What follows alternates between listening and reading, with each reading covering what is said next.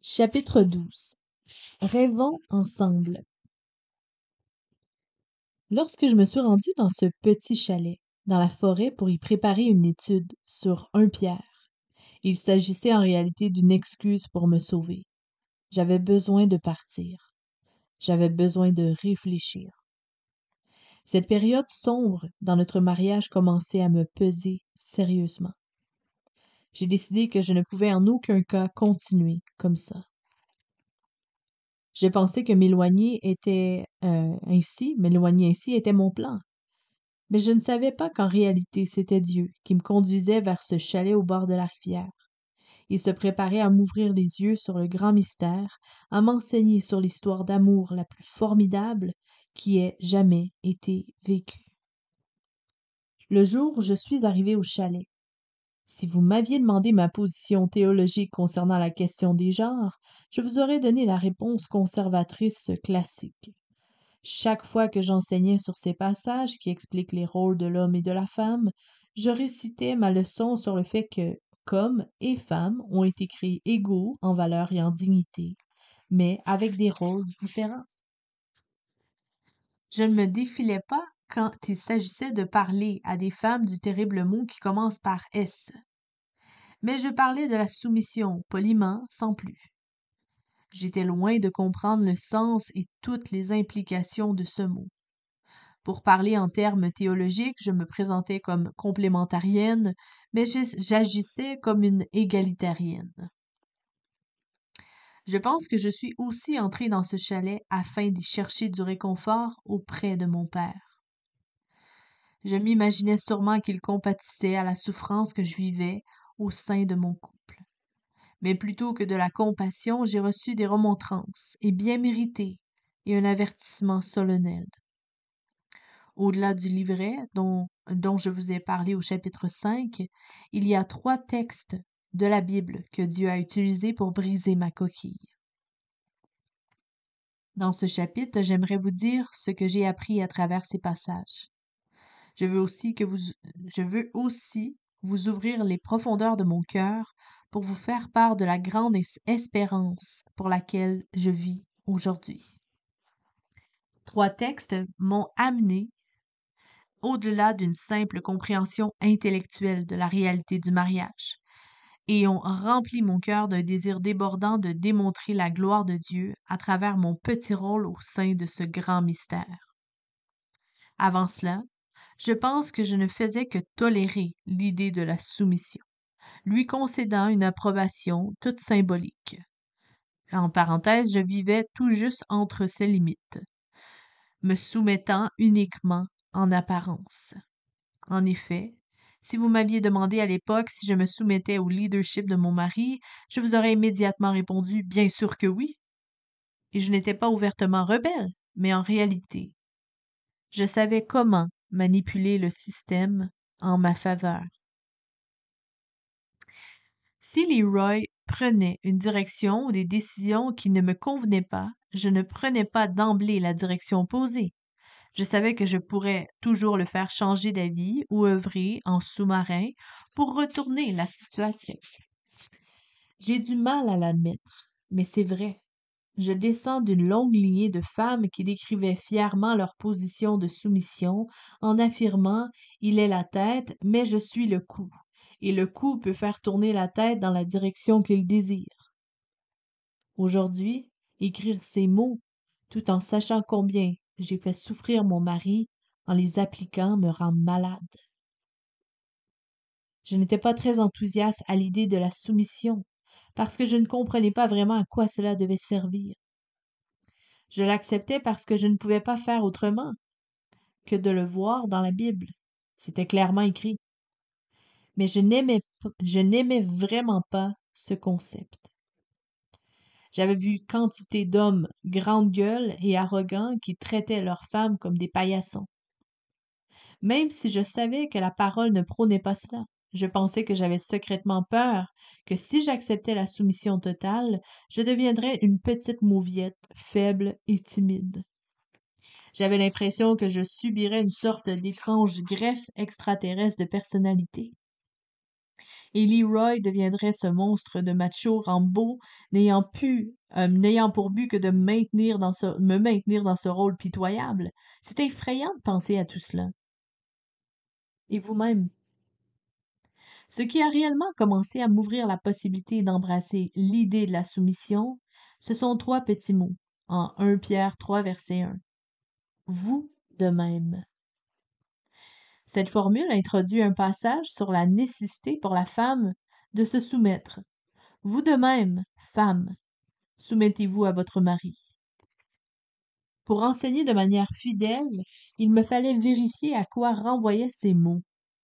Vous de même. Quel était l'exemple donné aux femmes pour modeler leur soumission? J'ai survolé le texte jusqu'à 1 Pierre 2, verset 13. À cause du Seigneur, soumettez-vous à toutes les institutions établies parmi les hommes. Ça, c'est bon. Je suis au point là-dessus. Je me soumets à la loi, au gouvernement, à Leroy, aucun problème. Mais à quoi correspond ce vous-même? J'ai continué ma lecture. De fait, c'est à cela que vous avez été appelés, parce que Christ aussi a souffert pour nous, nous laissant un exemple afin que vous suiviez ses traces. Maltraité, il ne faisait pas de menaces, mais s'en remettait à celui qui juge justement, lui qui a lui-même porté nos péchés dans son corps à la croix. Est-ce que je n'avais fait que dormir à l'étude biblique? Pourquoi n'avais-je jamais fait le lien entre le chapitre 3 et le chapitre 2? Pourquoi n'avais-je jamais pensé aux implications de ce petit vous-même en lisant ce passage sur la soumission? J'avais complètement raté le cœur même de ce qui était la soumission. J'avais déconnecté Gethsémani, la croix, l'abandon de Jésus de sa propre volonté à travers son cri. Non pas ce que je veux, mais ce que tu veux, de mon appel à la soumission. J'avais effacé le facteur principal dans cette équation. À quoi avais-je bien pu penser? Je n'avais rien compris du tout. Évidemment, si vous lisez l'annexe sur les confrontations nécessaires, qui s'en vient bientôt, là, je sais pas, vous saurez que je ne cautionne en rien les époux abusifs. Je ne dis pas qu'une femme devrait recevoir les coups de son mari colérique en se disant qu'elle doit littéralement suivre l'exemple de Jésus. Mais je parle d'une disposition intérieure de soumission qui est différente de tout ce que j'avais pensé jusque-là. Un abandon de ma volonté, de ma manière de penser pour la sienne, pas celle de Leroy, celle de Dieu. De la même manière que Christ était entièrement Dieu, entièrement l'égal du Père, mais s'est soumis lui-même au plan de la croix, s'est laissé envoyer par le Père pour vivre la croix jusqu'au bout, moi de même, je devais me soumettre au plan de soumission de Dieu pour moi. Wouh! Je me suis rendu compte à quel point j'étais à côté de la plaque. Je n'avais jamais envisagé la soumission sous cet angle. C'est énorme! Ce n'est qu'après avoir fixé longuement mon regard sur le vrai visage de l'humilité, mon puissant et vaillant guerrier se soumettant à la croix, que j'ai commencé à comprendre la véritable signification de la soumission. Que les femmes aussi. Quand j'ai commencé à regarder de près la démarche d'abandon de Jésus et que j'ai entrevu ce à quoi pourrait ressembler une vraie soumission, j'ai eu besoin d'un long moment pour m'en remettre. J'étais complètement brisée. Quand j'ai réussi à y voir assez clair pour continuer ma lecture, j'ai commencé à fouiller la Bible pour y trouver d'autres passages qui m'aideraient à donner du sens à ce concept. J'en suis venue à lire en Éphésiens 5 le passage sur le modèle donné pour le mariage. J'y ai vu un parallèle évident. J'ai dévoré ce passage. Nous y lisons en Éphésiens 5, versets 25 à 28. Marie, aimez votre femme comme Christ a aimé l'Église et s'est donné lui-même pour elle afin de la conduire à la sainteté. C'est ainsi que les maris doivent aimer leur femme comme leur propre corps. Exactement. Je suis tout à fait d'accord. C'est de cela que je parle. Leroy devait m'aimer comme Christ, et il en est si loin. Mais là encore, il me fallait intégrer tout le reste du passage. Le chapitre commence par Soyez donc les imitateurs de Dieu, puisque vous êtes ses enfants bien-aimés, et vivez dans l'amour en suivant l'exemple de Christ, qui nous a aimés et qui s'est donné lui-même pour nous, comme une offrande et un sacrifice dont l'odeur est agréable à Dieu.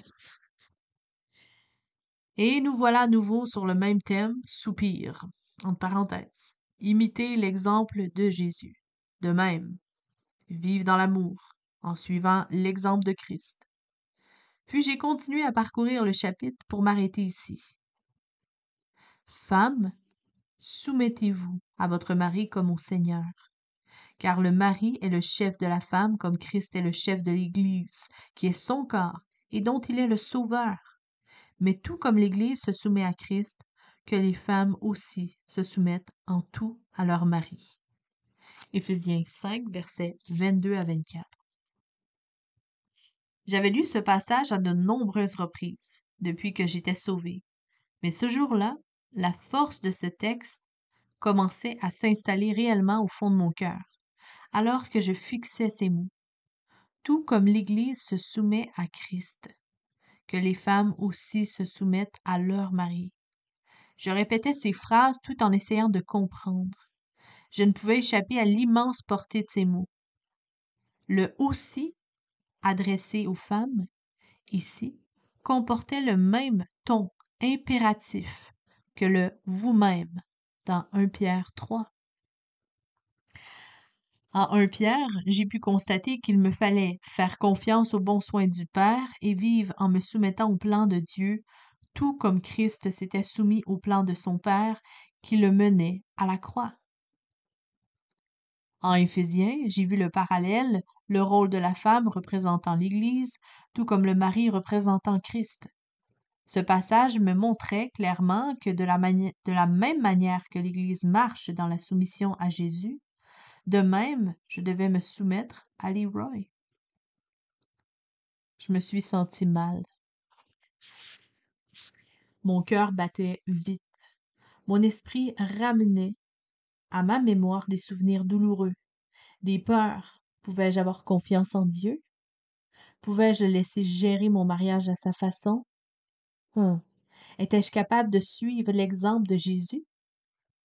Ai-je le profond désir d'être une image fidèle de l'Église, de l'épouse? Afin que j'ai continué à feuilleter frénétiquement ma Bible, griffouillant des notes, des questions, m'arrêtant pour pleurer, résistant intérieurement à ce que je découvrais. Puis je pleurais encore. J'en suis finalement arrivée au texte de Tite 2.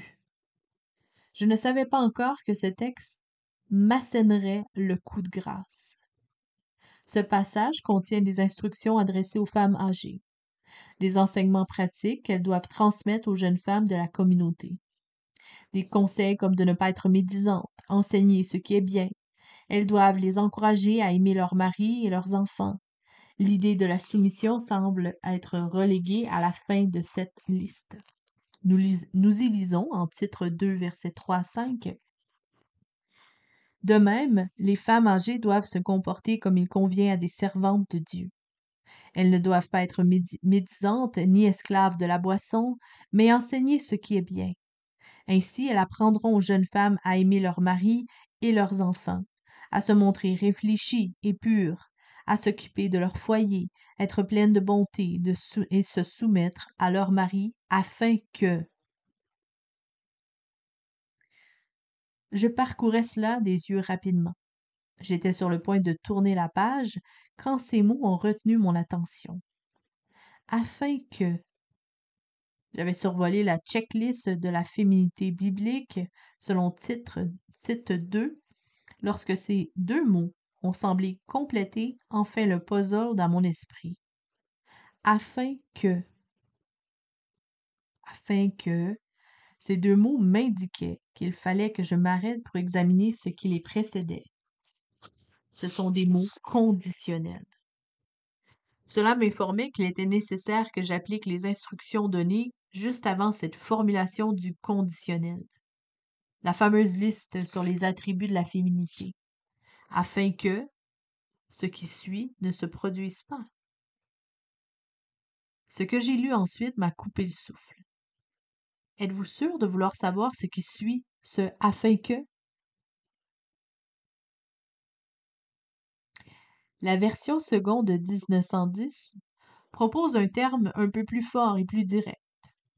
Paul y explique qu'il est nécessaire de remplir toutes les exigences de cette liste, c'est-à-dire ne pas médire, enseigner aux plus jeunes, aimer mari et enfants, etc., afin que la parole de Dieu ne soit pas blasphémée. Blasphémée. Vous avez bien lu et bien entendu, vous comprenez? Blasphémée. C'est grave. La version second 21 est un peu plus douce. Ainsi, elles apprendront aux jeunes femmes à aimer leur mari et se soumettre à leur mari afin que la parole de Dieu ne soit pas calomniée. Ainsi, la parole de Dieu ne sera pas discréditée. Version sommaire. Cela m'a achevé. Après ce passage, j'ai craqué et je m'en suis jamais remise.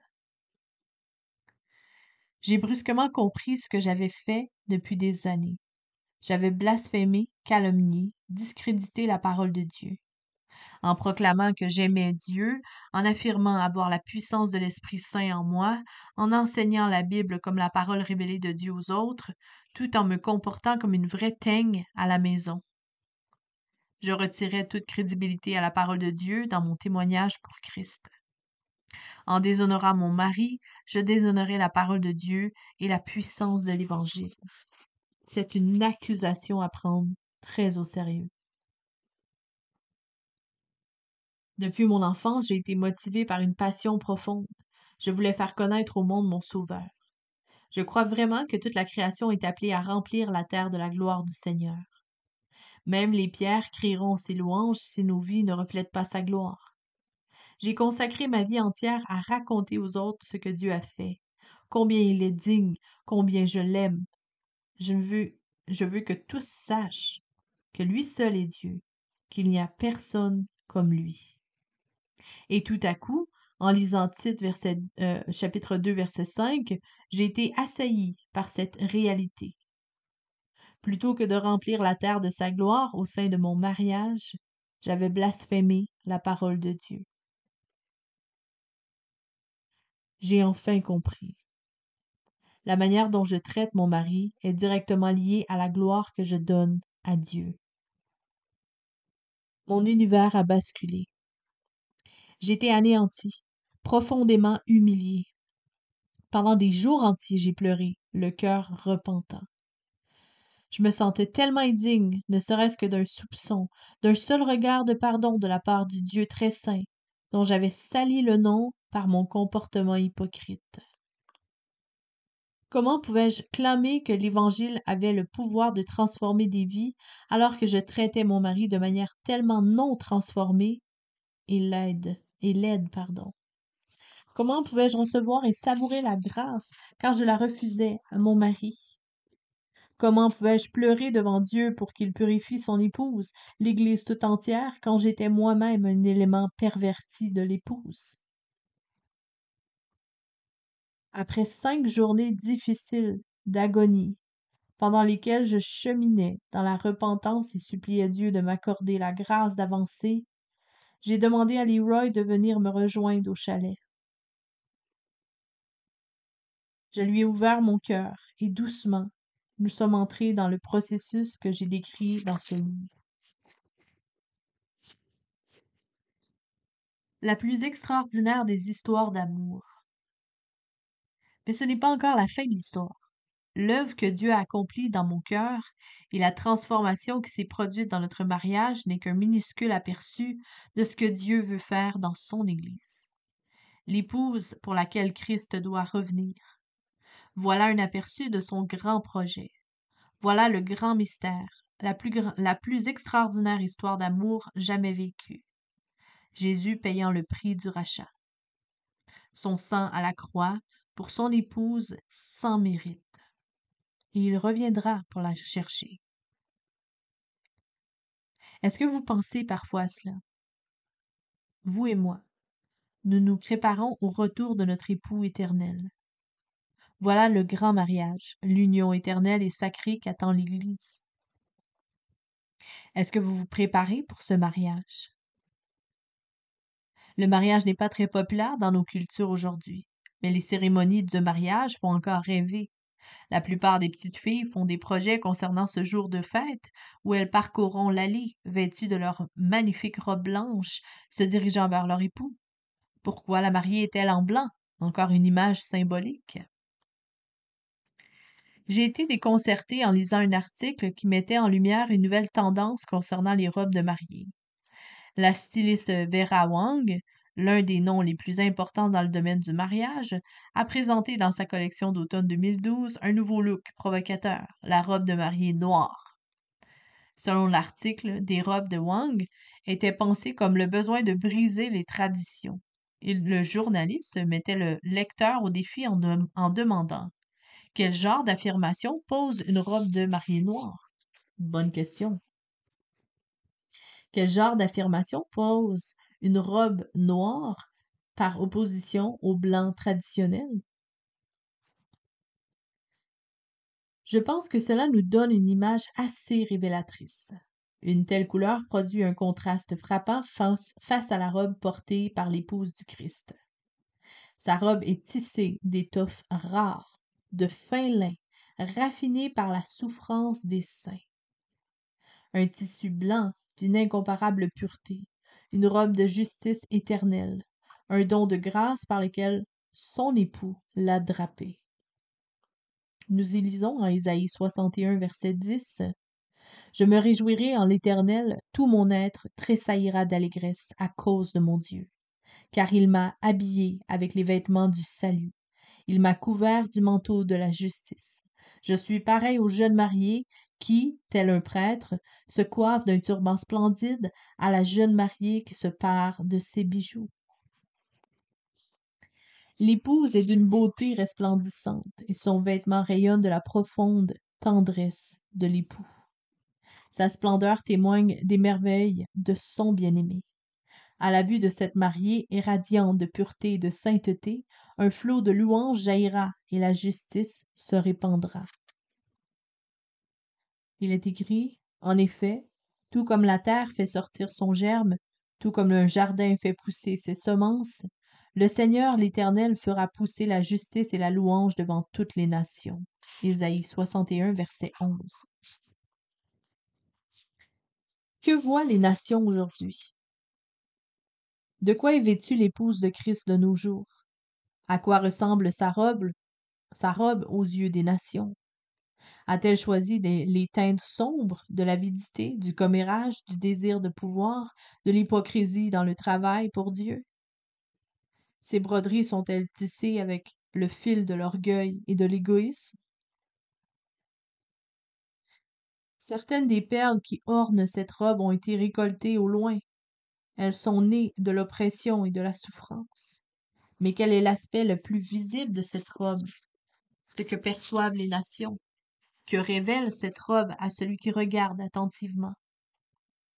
Que voit la génération montante?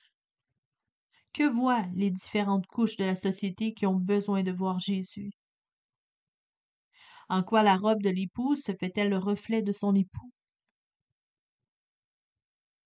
Il est écrit, Christ a aimé l'Église, il s'est donné lui-même pour elle, afin de la conduire à la sainteté, après l'avoir purifiée et lavée par l'eau de sa parole, pour faire paraître devant lui cette Église glorieuse, sans tache, ni ride, ni rien de semblable, mais sainte et irréprochable. Éphésiens 5, versets 25 à 27. Votre but, la raison pour laquelle vous avez été créé, c'est de rendre gloire à Dieu. Si le mariage est un modèle, vous représentez l'Église soumise à Christ. Aujourd'hui et dès maintenant, votre mariage se doit de refléter au monde la plus belle des histoires d'amour, les noces sacrées de l'agneau avec l'Église.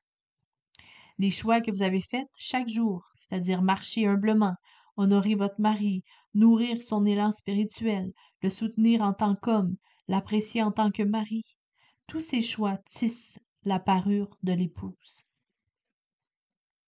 Que voit le monde qui vous entoure lorsqu'il regarde votre mariage? Que voient vos enfants, vos amis? Les gens se sentent-ils attirés à Jésus en voyant sa puissance se déployer dans votre relation de couple? Est-ce que vous pouvez dire que le message de l'Évangile coule de votre mariage pour toucher et transformer les vies autour de vous?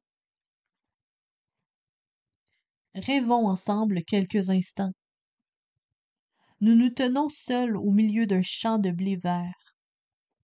Un léger bruissement survient, presque imperceptible au départ. Un souffle si léger que je me demande si c'est mon imagination ou si le vent s'est effectivement levé. Il y a plusieurs années, j'ai fait un rêve très marquant. Pas un rêve alors que j'étais endormie, mais un rêve en plein milieu de l'après-midi, alors que j'étais parfaitement réveillée. Je me tenais derrière ma maison. Ce fut un tel moment d'intimité avec Dieu que je n'en ai parlé à personne sauf à Leroy. Je ne considère pas ce moment comme une vision prophétique de la part de Dieu. Je ne sais pas vraiment comment le définir, alors je dirais juste qu'il s'agit d'une impression forte et très nette. Et cette impression a fait naître en moi une montée d'espoir qui ne m'a plus quittée depuis. L'espoir de ce que Dieu pourrait accomplir, l'espoir d'un réveil, l'espoir de voir son esprit souffler au sein de son Église, son épouse, comme un vent doux et léger, effleurant d'abord faiblement les grandes herbes du vent. Le vent les faisait à peine remuer, puis il s'est mis à souffler puissamment, courbant chaque tige jusqu'à ce que le champ entier se balance à un rythme, jusqu'à ce que chaque brin d'herbe soit atteint par ce vent, se courbant sur la douce pression, puis se redressant en vagues pour le recevoir à nouveau. Ainsi le champ tout entier suivait le mouvement imprimé par le vent, comme une image de l'Église, se laissant contrôler par le souffle du Saint-Esprit. Rêvons ensemble. Et si chaque femme qui connaît Christ se mettait à vivre passionnément pour lui? Si elle lui était si complètement dévouée qu'elle acceptait de vivre dans l'obéissance à sa parole, même dans ses vérités les plus difficiles à vivre?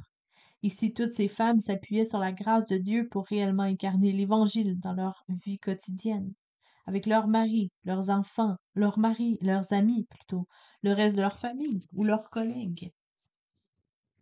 Essayez d'imaginer ce qui pourrait se passer si les femmes de caractère devenaient toutes des guerrières au cœur tendre, malléables dans les mains de leur potier, conscientes de leur rôle en tant que récipients d'argile, une argile prête à porter le glorieux trésor. 2 Corinthiens 4, versets 7 à 10, nous y lisons: Nous portons ce trésor dans des vases de terre, afin que cette puissance extraordinaire soit attribuée à Dieu, et non à nous.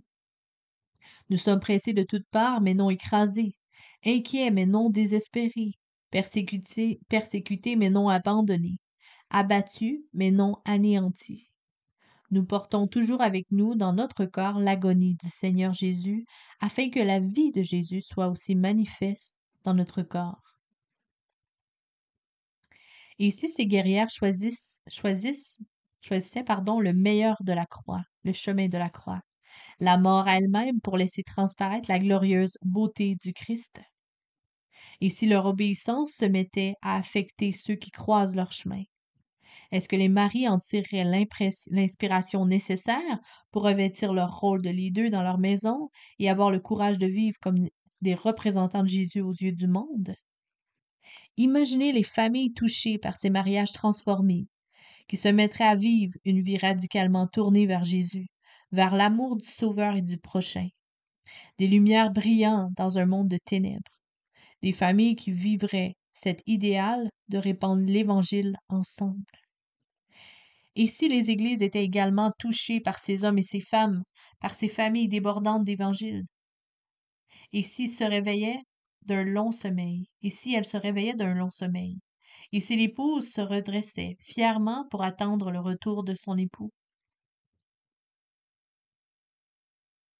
Une voix sortit du trône et dit: Louez notre Dieu, vous tous ses serviteurs, vous qui le craignez, petits et grands. Et j'entendis comme la voix d'une foule immense. Elle ressemblait au bruit d'une grosse eau, et grondement de forts coups de tonnerre, et elle disait: Alléluia, car le Seigneur notre Dieu Tout-Puissant a établi son règne. Réjouissons-nous, soyons dans la joie, et rendons-lui gloire, car voici venu le moment des noces de l'agneau, et son épouse s'est préparée. Apocalypse 19, versets 5 à 7. Et si la passion pour la gloire de Dieu devenait contagieuse, si elle se répandait en partant d'une humble femme et de sa sphère d'influence, une femme de caractère qui, dans le passé, avait été destructrice, mais qui s'était laissée transformer en une merveilleuse source de force. Et si cette femme, c'était vous, si votre passion et votre obéissance devenaient contagieuses? Imaginez ce qui pourrait se passer si le Seigneur levait une grande armée de femmes de caractère, chacune revêtue de l'armure complète de Dieu, déterminées à tenir ferme contre les ruses du diable, à se protéger derrière le bouclier de la foi, chacune consciente de son rôle de combattante au milieu d'une féroce bataille spirituelle, des combattantes dont le cœur a été travaillé par la main du potier, affiné par sa grâce, et dont la force provient uniquement de la puissance de son esprit. Dans mon introduction, j'ai parlé de Lucie, une belle guerrière au cœur tendre. Ses aventures sont rapportées dans les chroniques de Narnia de C.S. Lewis. Depuis des années, Leroy et moi avons lu ensemble à plusieurs reprises cette série de livres pour enfants. Parfois, nous nous retrouvons tous les deux en larmes face à la vision de ces scènes de bataille au cours desquelles le grand Aslan, c'est-à-dire le lion, qui représente le Christ, vient secourir les enfants en danger. À la fin du dernier tome, la dernière bataille, Narnia disparaît, alors que tous ceux qui s'étaient mis au service d'Aslan commencent une nouvelle vie dans son pays.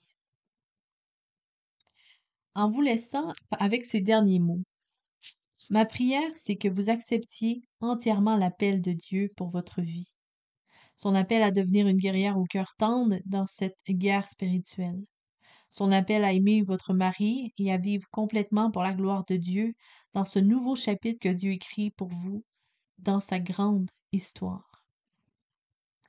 Mais pour eux, ce n'était que le début de la véritable histoire. Toute leur vie en ce monde-ci et toute leur aventure à Narnia avait été seulement la couverture et la page du titre.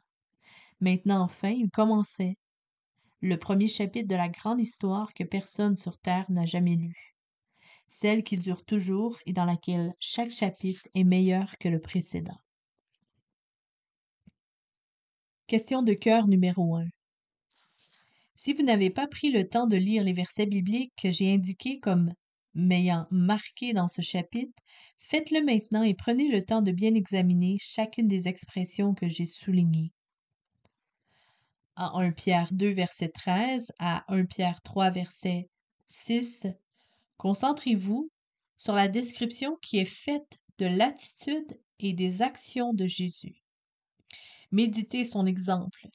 En quoi reflétez-vous cette attitude dans votre manière de vous soumettre à l'autorité de votre mari? En 1 Pierre 3, verset 6, vous incite à faire ce qui est bien, sans vous laisser troubler par aucune crainte. Avez-vous peur de vous soumettre? Êtes-vous effrayé à l'idée de ce qui pourrait se passer si vous vivez réellement ce concept? Comment pouvez-vous surmonter cette peur? Christ lui-même, notre exemple, à qui s'en remet-il? Comment pourriez-vous appliquer ce principe à votre situation? Lisons 1 Pierre 2, verset 23. Question de cœur numéro 2.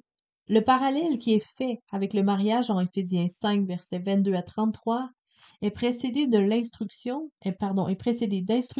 et de cet avertissement. Éphésiens 5, versets 1 à 2, verset 6, verset 15 à 18. En quoi cela peut-il vous être utile pour remplir votre rôle d'épouse? En quoi reflétez-vous la soumission de l'Église dans votre relation conjugale? Comment cela se manifeste-t-il dans votre quotidien? Quels sont les éléments que vous devez changer?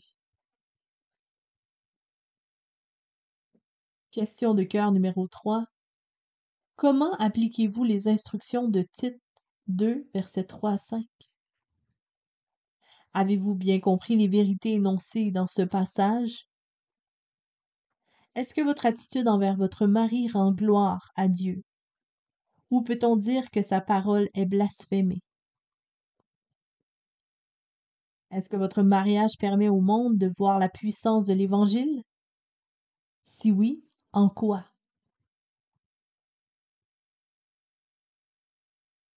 Question de cœur numéro 3.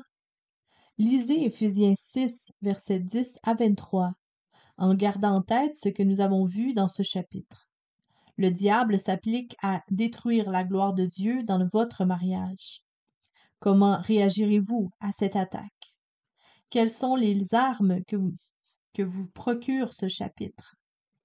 Quelle sera votre stratégie dans cette bataille pour votre mariage, pour la gloire de Dieu?